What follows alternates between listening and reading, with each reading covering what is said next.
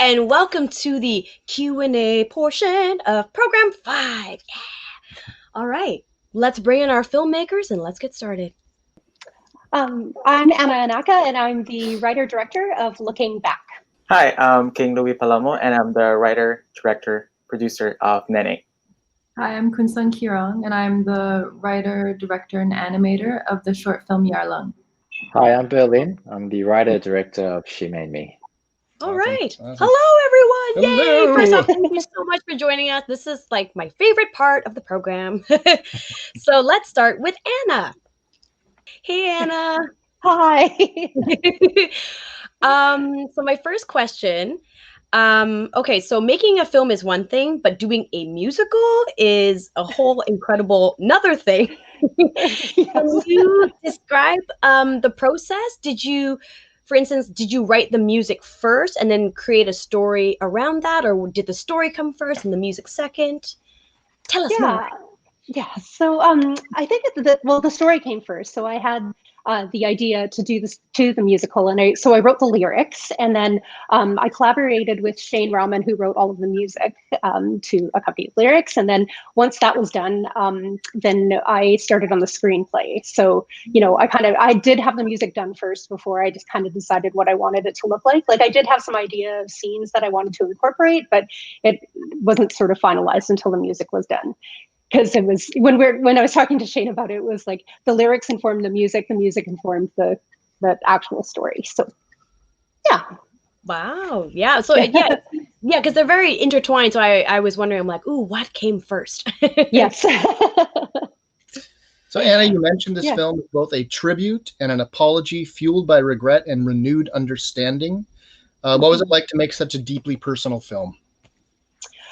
It was, it was exciting in some ways because it was, this is my graduation film from Emily Carr. And so, and I've never done anything of this magnitude before. So that part of it was really, really exciting. But I think it just on an emotional level, I don't think the impact of how difficult it was going to be kind of happened until I was actually filming it. Mm-hmm. And, because I was kind of seeing it more as a piece, as a project up until we were actually filming. And then, when we're kind of like recreating scenarios from my childhood, it was like, whoa, this is hard. Yeah. But it was a bit surreal. Yeah, a little bit surreal for sure, but amazing in the sense that it was like the actors like Ariel and Sophia and Cyril and Jennifer, like the way that they were able to portray the story was amazing. And, just to be able to take part in that with all of them was a great experience. So. Well, bravo to you. Yes, and thank you for sharing such a personal story that's never easy. No, thank you. I do have one more question. So because it's so personal, how did you look at the casting process, right? Especially if it would be I think difficult to cast someone technically playing you, right? Right. How was that experience? It's actually kind of funny because when I was writing it, I knew there were a lot of Filipino singers, Filipino actors in Vancouver, but I just didn't know how to access them. So I literally Googled Filipino actress Vancouver, and Ariel popped up. And I went on her website and I was like, I have to have this person in my film. And I wasn't sure if she would do it because it's a student film and those kinds of things. But I just had it in my heart, like if I met her, she's also a mental health advocate, that I just thought if we actually met that she would do it, and she did, which was great. So she played a huge part of it. She was Ariel played my mom, and then Jennifer. I had again amazing auditions, but when Jennifer walked in the room and then she sang and acted for me, I was like, yeah, she's it. Wow. Yeah. And I think this is a good lesson. It's you never know unless you ask. Yes, it's very true. All right. Well, thank you for joining us, Anna. Thanks, thank you so much. All right. Next up. All right. Our next film is Nene by King Louie Palomo. There you are. Hi. Hi. It was a beautiful film. It was an absolutely gorgeous film. Thank you. So it's my understanding it was shot in your hometown. What was that like? Well, first of all, I just want to say this, that it's nice to see other people because I'm stuck here at home working during the pandemic. Yeah, so your question was about filming in my hometown. Yeah, so I moved to Canada like 2011 with my family. And yeah, so it's just like it's nice to just film in there. I know exactly where the scenes are, writing the script. I know where I want to shoot it. Like I know the house that I want to shoot it in. I know the streets I want to do. So it's just nice. I think it's easy. But filming in the Philippines is another level. In what way? Tell us more. Yeah. So so I wrote the script 2016. I decided with my DP Brian, which I met at film school here in Vancouver, and we filmed there in 2017. All our pre-production was done obviously through online. I have the cast in my mind, but I don't have them locked in until I landed in the Philippines 2 weeks prior to the shoot.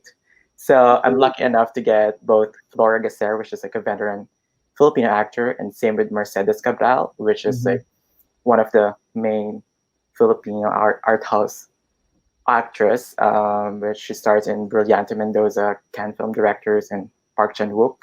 So it was just like working with them and just trusting them with the script. I just told them the story. I met them to the day. There's no rehearsals or anything. There's no cast reading. I met them on the day. Like, here's the script, here's the story. This is why I want to tell it. And they just like do it. And we just had 2 days. Wow. Well, it's audacious, and boy, did you pull it off. A comment that I wanted to make too is one of the many, many things I loved about your film was that there's this palpable sense of history that we're not shown, but that we hear about. Yeah. And that definitely engaged me in the world. Yeah. I mean, it's definitely, well, it's also my directorial film. And produce other films. So I think in my mind, like being as a producer, I know what I want. And like sometimes I read scripts and it's like, I think you don't have to tell it. I just have to, like do the expressions, like do what they need, like what the actors need to do, like what's the story tells you, and it'll direct you. And at the same time, I don't want to overcomplicate the film. Sure, yeah. I'm not a director, so I'm just like, okay, like here's the script. I have a couple lines in there, do some ad libs in there. So yeah. Yeah, and you did mention Flora Gasser already, who plays the grandmother. How did that come about? How did you get her into your film? So I have this. I've watched. So I grew up in the Philippines, obviously. So I've been watching like TV dramas in the Philippines. So I know her, and she's always in the background or just like a supporting actor. I haven't seen any film with her as a lead role. So this is kind of like scenes for like, I think she's been working the industry in the Philippines for 50, 60 years, or maybe I'm wrong, but she's been in the industry for so many years. And yeah, and I just want to dedicate to her, and because I admire her, and she's actually a comedic actress, and just working with her on the day is just like, she knows what she's doing. She wants to do it. Even though she's tired, like walking in the sun, she's like, okay, I'm game. What's the next scene? And she's gonna sit there and just like, okay, what's the next scene? And she's like, even though she's tired, she's gonna do it. So I'm just happy I got her, and like portray that the character I want to show in the film. We're happy you got her too. Yeah. Absolutely. And I have to say one more thing. So that scene in the market where that girl is crying and is lost, oh, it totally hit me. I've been lost and crying before. Yeah, I've been a lost child crying, and so thank you. I know how she feels. Yeah. So it's like most of some of the scenes in there are like based in true to life, I think. Yeah. Especially with like the ending of the film as well, because it's literally mimic how my father passed away through sleeping, and just my mother, like just me walking in the stairs. It's like, I don't know what's going on. I have to go to school. So yeah, so it's based on, well, inspired, not based, but inspired describe what I went through. Well, again, thank you for sharing a personal story. It's really vulnerable and strong of you. Thank you. Thank you. Thanks a lot. Thank Thank you. you. So our next representative is Kunsang for Yarlung. My first question for you is, well, first of all, the animation in this is beautiful. It was quite stunning to see. Is this all your original artwork? Can you tell us a little bit about the animation process? Of course. So I animate in this process under the camera with a stop motion process where I draw and erase. So each former drawing was erased and then a new image is built. So then it creates this like illusion of movement as I continue to erase and continue to draw. Okay. Yeah. Me and I were talking about that. We're trying to guess. I know. I was like, I think it's stop motion, but I'm not. I don't know enough about animation. Wow, it's beautiful. You can, that makes sense when you say the erasing parts, because you could see the textures as each bit goes on. It's beautiful. Mm-hmm. Yeah, it creates a lot of ghost images. Yeah, yes, a lot of flowy ghost images. That's for sure. Great way to describe it. Yeah. I have a question about 108 candles. Is that a significant number? Mm-hmm. So in Tibetan Buddhism, so like 108 is constantly with like Tibetan praying beads as well. There's like 108 praying beads, there's 108 candles. The number in and of itself is quite repeated throughout different traditions. And then another question / comment is back to the artwork. It brought up such visceral feelings, such as when you described the heat, the smell, and it's our understanding that this is all reminiscent of your childhood growing up in a Tibetan diaspora community. Mm-hmm. And could you describe what it was like trying to evoke all of these feelings through animation? Mm-hmm. Yeah, so I grew up in visiting this village that my mom was born in the northeast of India, and a lot of my summers were spent there. So kind of dipping into that mindscape, I guess, while animating was a lot. I animate in essentially a dark room, so I feel like the room in and of itself kind of like evokes this time spent with memories and trying to kind of like these images. Yeah. I could feel the fish in my hands. Oh, good. That particular image, I could absolutely feel that fish. Yeah. Wow, that's incredible. And you were also the voiceover for this piece as well. Is that correct? Yeah. Oh, sorry? I did the voiceover, but then the dialogue, I had other actors come and do the dialogue. Mm-hmm. How was that voicing over a piece that you also animated? I think it went well because a lot of it continuously influenced each other in terms of like writing what I was going to do the voiceover for, and then also animating. So they really kind of helped each other in the process of making new images and also kind of like continuously telling the story. Wow, yeah. Very cool. Very cool. Well, thank you so much. Thank you so much, Kunsang. And next we have Berlin with She Made Me. Hey, Berlin. Hey there, Berlin. First question.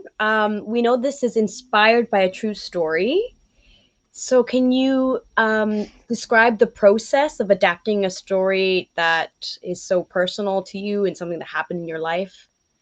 It's very much inspired by a true story in that my own mother suffers from schizophrenia, and in the story where you see the character Mama, her behavior, her thoughts, the voices that she hears, that's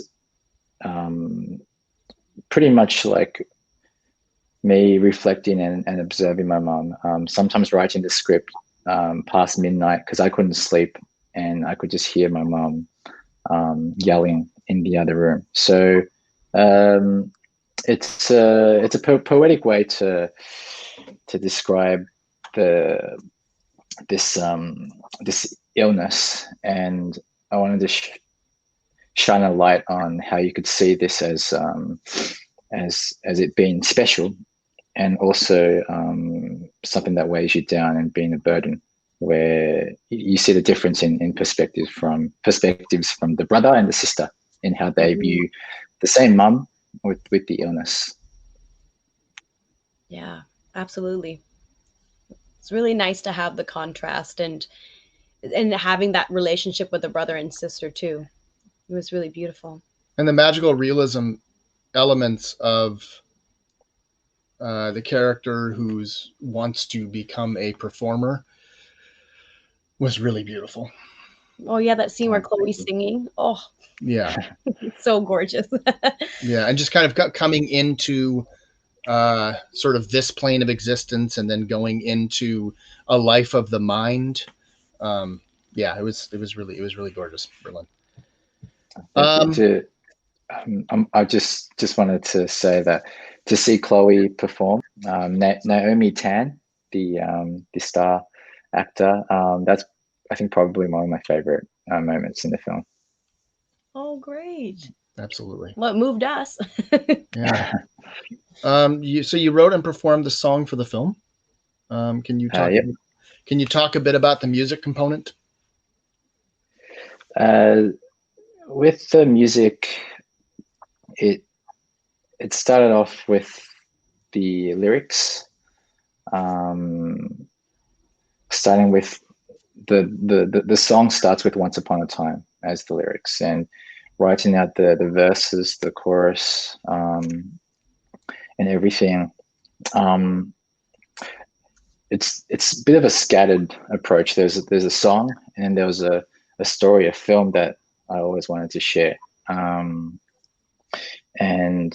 then somehow along the process they combined and it happened. I had so much support and help from people to make the song. So yeah, I want to thank especially Lamar Alviar, who's a songwriter who helped me so much, and many like music composers and producers. But yeah, talking about the process, it's really like a crazy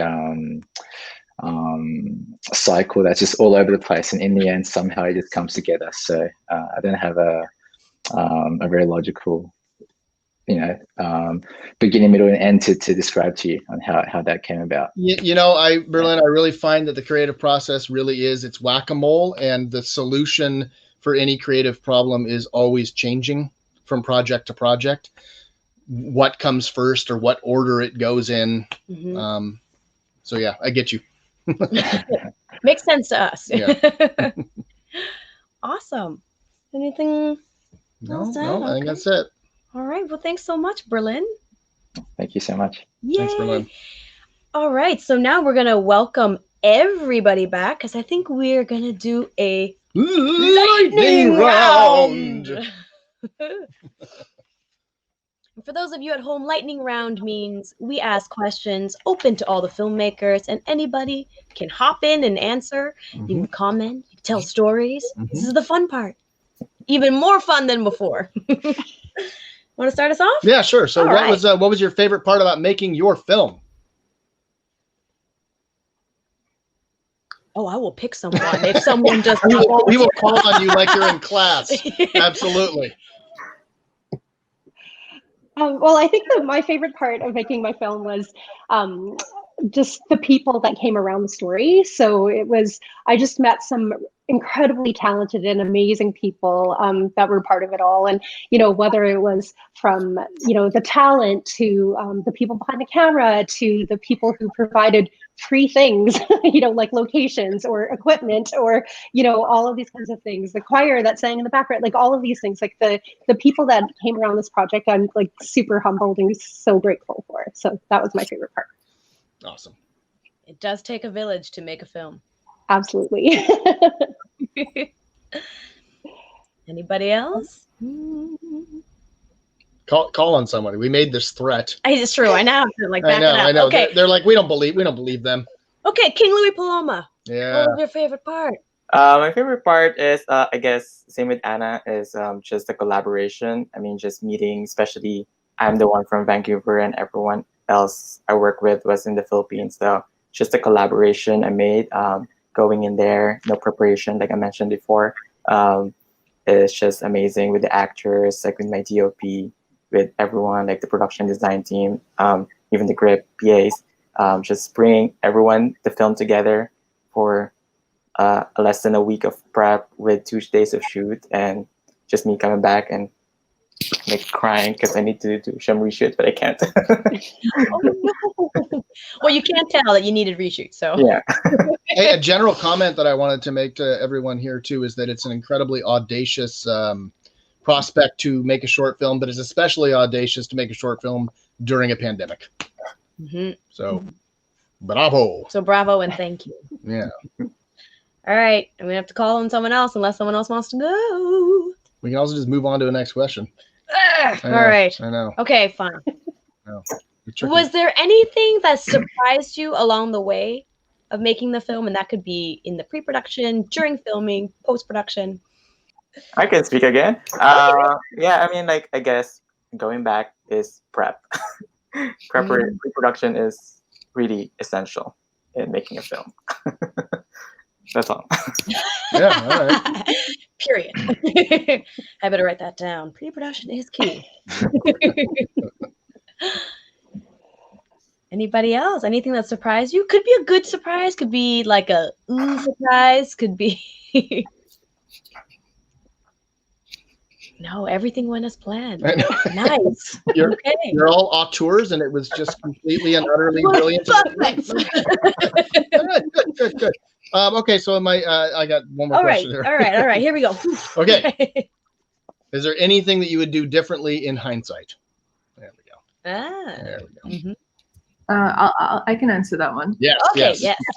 Before I started animating under the camera, I had done I made an animatic, which is normal for animation.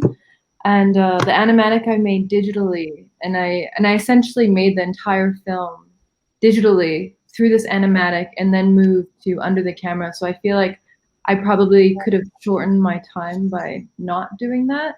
Okay. And then it also shifted very, very much so when I moved under the camera. So it felt like I had kind of made two films. Oh wow. Right. Yeah, that makes sense. There you Well, go. now you know. Very cool. So Berlin. Yes, tell us. Anything you would do differently in hindsight? Can I answer the last question? You absolutely can. Well, everything surprised me, I think. Post production, that I thought that was a killer. Just like everything seemed a lot more complicated than I thought, with editing, sound design, music, visual effects, and then and you think you're nearly done, and then you find something else, and then you keep going back, and it just felt like the whole process was like never going to end, editing. And then once you finish it, I think all you guys as a filmmaker, you feel like, oh, can't believe it's done now. A lot of moving parts. Yeah. It's true, and I think like especially with short films, there is a limbo world of unfinished short films because of that exact thing that you're saying. Yeah, especially that languish in post production for sure. And they don't get made. So the fact that you guys all finish is just, to me, I'm just like, woo! I've never made a film. I'm like, that's amazing. That's incredible. It's like a baby. You made it. All right. Okay. Well, thank you so much for joining us. Yeah, thanks everybody. So round of applause. Yay! And thank you to the viewers out there for joining us for our Q&A. Hope you enjoyed the films. And we will see you soon. Bye. Bye. Yeah.